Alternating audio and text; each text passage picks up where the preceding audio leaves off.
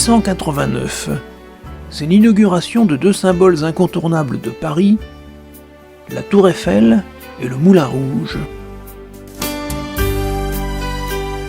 Dans ce cabaret mythique de la Place Blanche, cela fait bientôt 130 ans que les spectateurs du monde entier viennent applaudir une danse qui est à la fois célèbre, frénétique et révolutionnaire.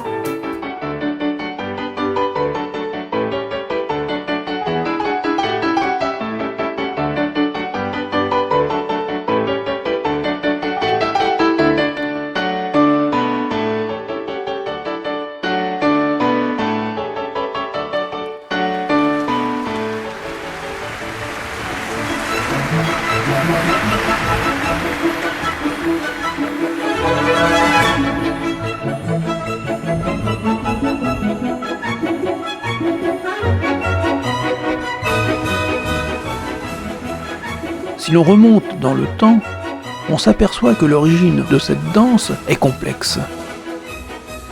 Apparue vers 1830, elle se dansait alors sous d'autres formes et portait d'autres noms.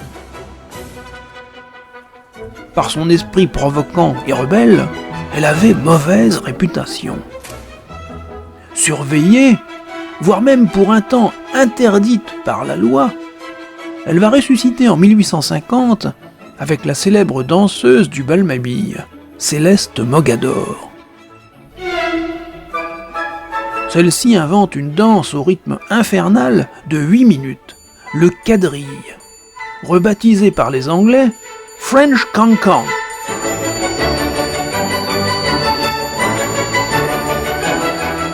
Le 6 octobre 1889, le Moulin Rouge ouvre ses portes pour la première fois. Les meilleures danseuses du moment sont là pour s'illustrer dans l'art de cette danse endiablée et joyeuse. Leur nom ne manque pas de pittoresque.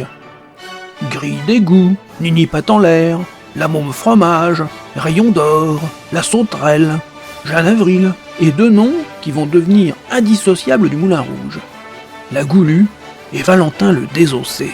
Sur la musique de Jacques Offenbach, le célèbre galop infernal d'Orphée aux Enfers, la salle se déchaîne et le triomphe est immédiat.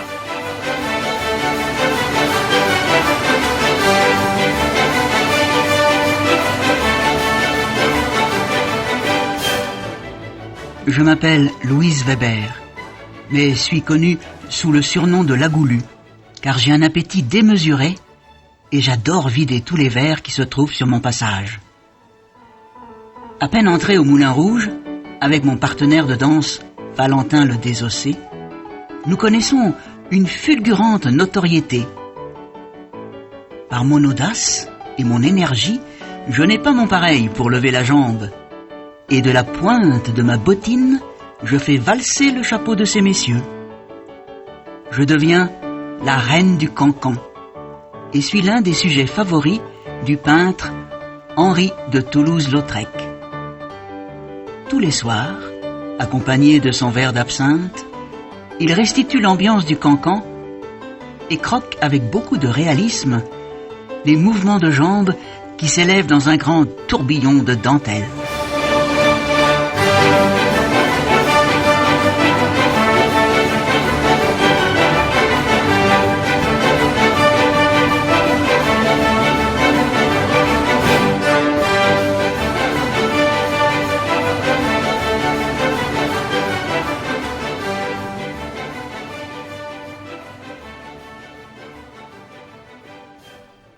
Six années de gloire suffisent à la Goulue qui, riche et célèbre, quitte le Moulin Rouge pour s'installer dans une baraque à la Foire du Trône. Elle se spécialise dans la danse du ventre. Hélas, son public ne la suit pas. Elle va alors se consacrer au dressage des fauves, puis recueille les animaux malades. Mais rapidement, elle tombe dans la déchéance et l'alcoolisme. Louise Weber s'éteint en 1929 à l'âge de 63 ans. La plus célèbre des Goulues repose au cimetière de Montmartre, à quelques dizaines de mètres du lieu qui a fait sa gloire. Protège-t-elle, depuis sa dernière demeure, les nombreuses Goulues qui vont lui succéder ?